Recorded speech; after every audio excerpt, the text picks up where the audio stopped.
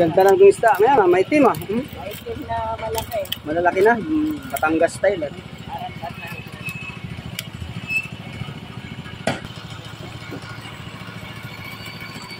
Ayan guys, paano magsalok ng isda? Ayan. Ayan guys. Pinasalok. Tapos ilalagay sa tray. Bago ilagay sa... Ayan. Ayan o. Press na press. Tilapia live. Nakalimutan. Dalhin mo na dito. Ayan guys, good morning guys. Ayan.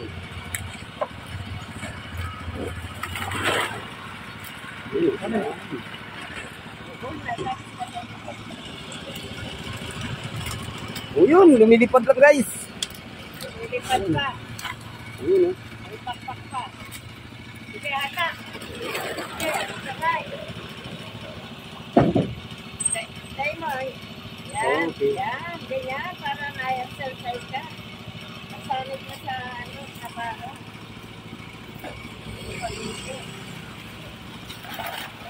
Okay.